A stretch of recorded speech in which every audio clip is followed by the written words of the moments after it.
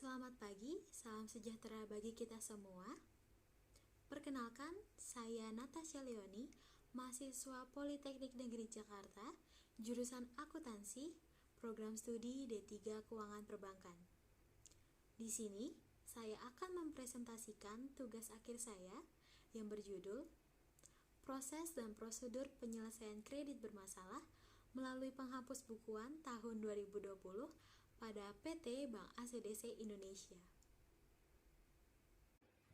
Izinkan saya untuk mempresentasikan terlebih dahulu mengenai latar belakang saya memilih topik penghapus bukuan kredit ini.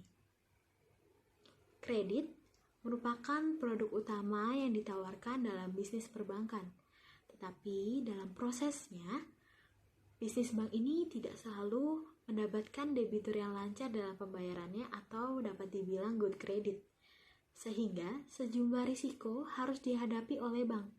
Salah satu risiko yang menjadi pembahasan pada tugas akhir ini adalah risiko kredit bermasalah. Risiko kredit bermasalah dapat disebabkan oleh faktor internal dan juga eksternal bank. Faktor internal yang dapat disebabkan karena kemungkinan bank tersebut sedang melakukan ekspansif, sehingga kredit tersebut kurang terpantau oleh manajemen dan juga adanya penyimpangan karyawan saat melakukan prosedur pengkreditan.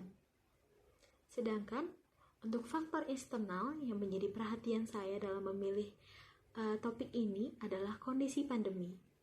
Seperti yang Bapak dan Ibu tahu, bahwa dampak dari pandemi COVID-19 ini dirasakan oleh seluruh sektor industri, terutama perbankan. Berdasarkan informasi yang saya dapatkan pada laman kontan.co.id, terjadi kenaikan rasio NPL atau non-performing loan karena sebagian dari debitur yang telah dilakukan restrukturisasi kredit dampak COVID memiliki risiko yang tinggi dan sulit untuk bangkit, sehingga upaya penyelamatan selanjutnya akan berfokus pada kualitas aktiva bank, yaitu dengan melakukan penghapus bukuan. Dengan hal ini, bank perlu menerapkan persyaratan dan tata cara hapus buku yang baik sesuai dengan ketentuan regulator. Sehingga, ini menjadi alasan saya untuk memilih topik penyelesaian melalui penghapus bukuan, yaitu karena saat ini bank sedang sangat-sangat sulitnya akibat terdampak dari COVID-19, sehingga memerlukan persyaratan dan tata cara yang sesuai dengan ketentuan dari regulator, di mana ketentuan regulator ini menjadi dasar kita untuk menentukan manajemen yang baik, menentukan manajemen yang sesuai dengan negara Indonesia. Tujuan dari penulisan tugas akhir saya ini yaitu untuk mengetahui persyaratan dalam melakukan hapus buku kredit dan juga untuk menguraikan proses pengajuan hapus buku kredit, menerangkan prosedur penyelesaian kredit pada tingkat penghapus bukuan, mengetahui proses tindak lanjut dari hapus buku kredit, dan yang terakhir adalah mengetahui salah satu kendala yang dihadapi dalam pelaksanaan kebijakan hapus buku kredit. Sehingga manfaat dari penulisan tugas akhir saya ini yaitu terbagi menjadi dua. Yang pertama adalah teoritis. Manfaat ini akan memperluas pengetahuan para pembaca mengenai penyelesaian kredit bermasalah, terutama melalui penghapus bukuan. Sehingga secara praktisnya ini akan menjadi bahan masukan oleh PT Bank ACDC Indonesia dalam mengurangi risiko terjadinya kredit bermasalah. Selanjutnya, saya akan menjelaskan mengenai profil perusahaan pada PT Bank ACDC Indonesia. PT Bank ACDC Indonesia merupakan perusahaan yang bergerak pada bidang jasa keuangan perbankan dengan kegiatan utama adalah menghimpun dana, menyalurkan dana, dan memberikan jasa bank lainnya yang berpusat di Cina. PT Bank ACDC Indonesia ini pertama kali berdiri dengan nama PT Bangkit di Surabaya pada tahun 1970. yang kemudian berubah nama sebanyak 2 kali, yaitu Bank Pasar Sumber Daya, dan selanjutnya menjadi Bank Halim Indonesia pada tahun 1989. Sehingga terjadi proses akuisisi yang dilakukan oleh Bank ACDC Limited yang berada di Cina dengan Bank Halim pada tahun 2007. Sehingga bank berubah nama menjadi PT Bank ACDC Indonesia. Baik, selanjutnya saya akan menerangkan mengenai segmentasi kredit yang dimiliki oleh PT Bank ACDC Indonesia, di mana fokus pemberian kredit ini diberikan kepada bisnis korporasi dan juga komersial dengan melakukan pengklasifikasian kredit menjadi 3 fokus pemberian. Yang pertama yaitu ada pinjaman korporasi dan komersial, yaitu pada perbankan korporasi banyak melibatkan usaha bank dan juga proyek pertambangan dan juga infrastruktur seperti jalan tol, jalan kereta api, dan juga proyek lainnya, serta melakukan pembiayaan proyek-proyek sindikasi dan bilateral dengan bank-bank di Indonesia maupun juga bank yang ada di luar negeri. Lalu yang kedua yaitu adalah pembiayaan usaha kecil dan menengah sebagai sektor yang potensial. Lalu yang ketiga yaitu adalah consumer atau seperti contohnya itu adalah kredit kepemilikan rumah atau KPR. Lalu selanjutnya saya akan menerangkan mengenai 5 tata nilai bank. Perusahaan juga menerapkan 5 tata nilai ini sebagai pedoman bagi seluruh manajemen dalam bank, di mana nilai pertama yaitu adalah integritas melalui tindakan yang sesuai dengan norma dan juga etika serta tanggung jawab terhadap tindakan yang akan dilakukan.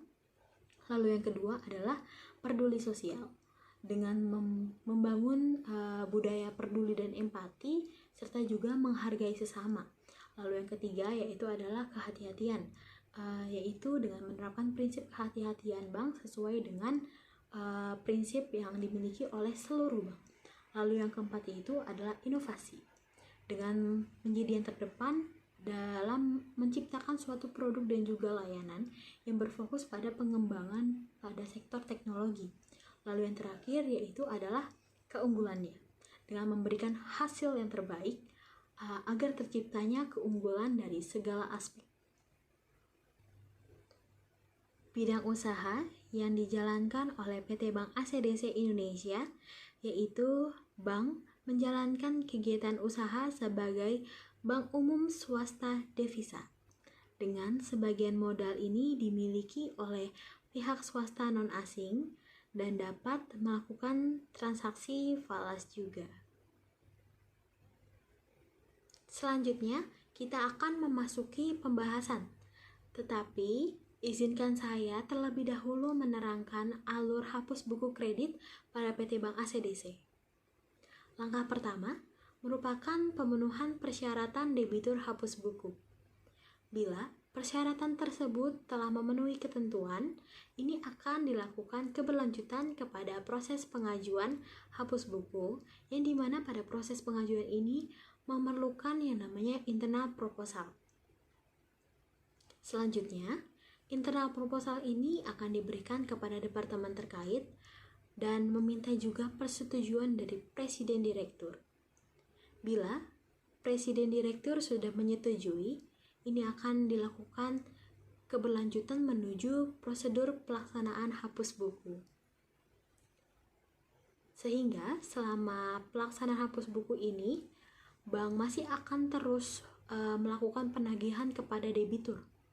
Tetapi bila dalam batas waktu hapus buku dilaksanakan ini, debitur tetap masih belum dapat dilakukan penagihan, ini akan masuk ke dalam proses tindak lanjut atau dinamakan hapus tagih.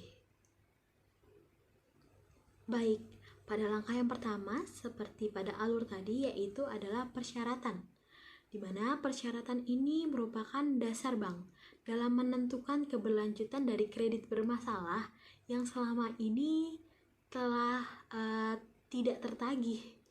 Nah, dasar dari penentuan persyaratan ini harus berdasarkan pada POJK nomor 40 POJK.03/2019 tentang penilaian kualitas aset bank umum.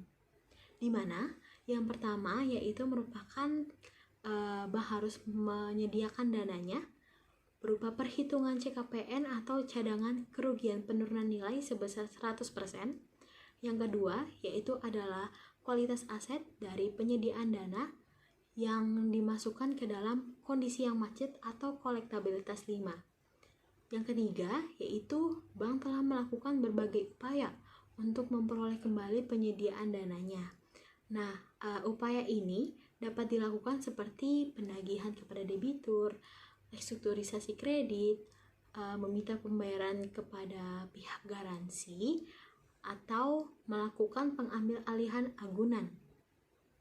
Lalu, yang keempat yaitu adalah memperhatikan kondisi debitur yang mendukung bank untuk melakukan hapus buku, seperti debitur yang telah dinyatakan pilot, debitur yang telah meninggal dunia, debitur yang mengalami bencana alam atau kecelakaan, dan debitur yang mengalami kondisi lainnya. Dan persyaratan terakhir yaitu adalah hapus buku ini tidak dapat dilakukan terhadap sebagian penyediaan dana saja, sehingga hapus buku ini harus dilakukan terhadap keseluruhan penyediaan dana yang diberikan dan diikat dalam satu perjanjian.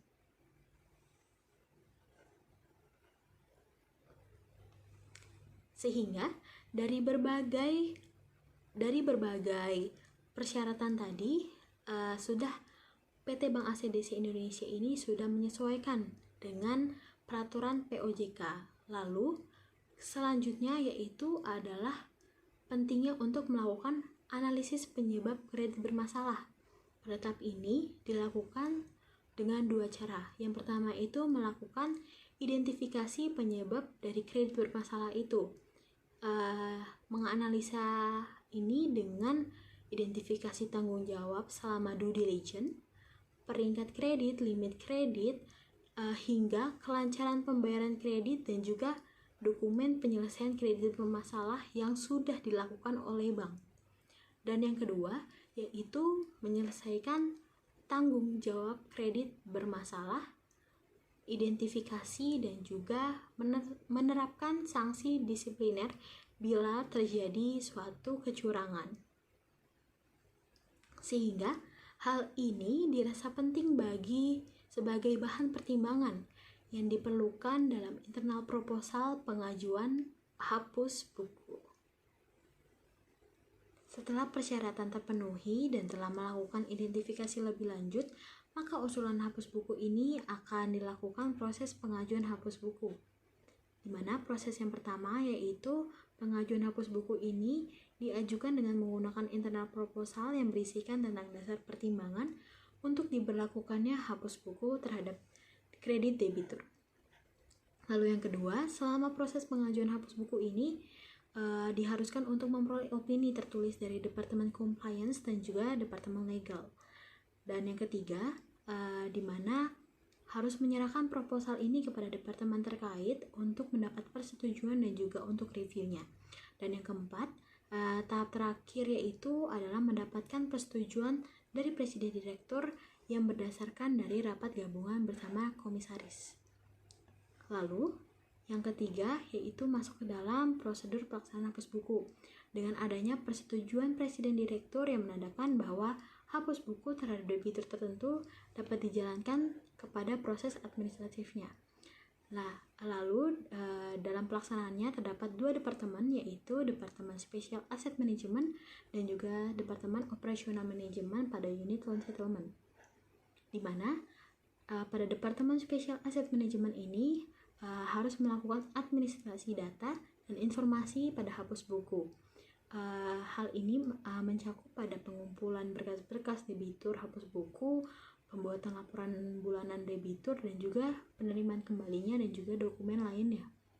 Yang kedua yaitu melakukan update data kredit hapus buku dan penerimaan kembalinya setiap bulan.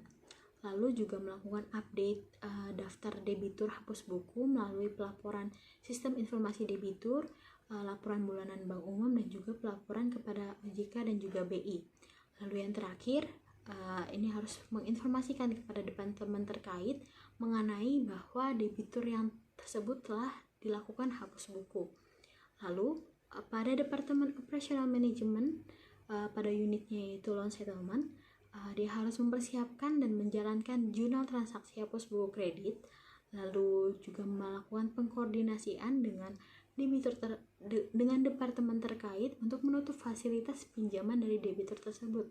Lalu juga memberikan kopi jurnal transaksi kepada Departemen Special Asset Management. Lalu yang terakhir yaitu melakukan perhitungan jumlah outstanding dari seluruh pinjaman debitur. Bila selama masa hapus buku dilakukan, debitur tetap tidak dapat membayarkan kewajibannya kepada bank, maka bank harus melakukan tindak lanjut yang dilakukan dengan pengajuan hapus tagih. Hapus tagih ini dapat dipertimbangkan untuk dilakukan apabila debitur telah memenuhi kriteria berikut. Yang pertama yaitu merupakan pengurangan kewajiban utang debitur oleh bank dalam rangka restrukturisasi kredit atau penyelesaian kredit debitur. Lalu yang kedua yaitu pinjaman atas debitur hapus buku telah dilakukan upaya penagihan paling tidak selama 2 tahun setelah dihapus bukukan. Lalu yang ketiga, debitur tidak lagi memiliki agunan atau aset lainnya yang dapat dieksekusi untuk membayar pinjamannya. Lalu masuk ke dalam kendala dan solusi. Dari keseluruhan proses dan prosedur hapus buku kredit bank tidak luput dari suatu kendala yang dialami. Salah satu kendala yang pernah dialami oleh PT Bank ACDC Indonesia adalah internal fraud. Karyawan bank melakukan pelanggaran terhadap kewajibannya untuk menjaga kerahasiaan dan secara semena-mena membocorkan informasi tentang kredit bermasalah terkait debitur. Khususnya dalam hal ini, karyawan melakukan pembocoran informasi mengenai debitur yang dihapus bukukan, seperti dalam peraturan PT Bank ACDC bahwa debitur tidak diperbolehkan untuk mengetahui bahwa pinjamannya sudah dihapus bukukan. Dengan demikian, dianggap akan merugikan bank karena akan mempengaruhi pengembalian dari kewajiban debitur tersebut. Debitur itu akan menganggap bahwa kewajibannya sudah dihapuskan oleh bank, sehingga tidak perlu lagi untuk membayar kewajibannya lagi. Lalu, solusi yang ditetapkan oleh manajemen bank adalah dengan memberlakukan sanksi disipliner kepada karyawan terkait untuk dilakukan investigasi secara ketat. Selanjutnya, bila hal ini juga mempengaruhi pelunasan dari kredit debitur, maka dapat diberikan sanksi lebih lanjut lagi sesuai dengan kebijakan dan juga peraturan yang berlaku. Dari seluruh penjelasan slide tersebut, dapat saya simpulkan bahwa persyaratan hapus buku kredit pada PT Bank ACDC Indonesia ini sudah memiliki kesesuaian dengan ketentuan umum pada POJK. Lalu, proses pengajuan dan prosedur pelaksanaan hapus buku PT Bank ACDC Indonesia ini sudah mempertimbangkan dari berbagai departemen dengan keputusan tertingginya adalah Presiden Direktur. Lalu, kendala hapus buku kredit ini dapat disikapi baik oleh manajemen dengan memberlakukan sanksi lebih lanjut lagi sesuai dengan kebijakan dan peraturan dari bank. Lalu, saran dari saya meliputi 2, yaitu untuk perusahaan dan juga nasional. Bagi perusahaan, penerapan kebijakan hapus buku ini sebaiknya dilakukan sewajarnya dan bank sebaiknya memperketat penyelesaian nasabah yang layak hapus buku tanpa campur tangan dari pihak eksternal. Dengan itu, bank dapat memperketat sistem pengendalian internal dan memberikan edukasi kembali mengenai tata nilai yang telah diterapkan bank, terutama nilai integritas. Lalu bagi nasional, prosedur penghapus bukuan kredit hendaknya dibuat peraturan perundang-undangan secara nasional dan tidak hanya berdasarkan internal bank saja, agar terdapat kestandarisasian yang sama untuk setiap bank dengan BI dan juga OJK. Sekian presentasi yang dapat saya berikan, kurang lebihnya mohon maaf dan terima kasih.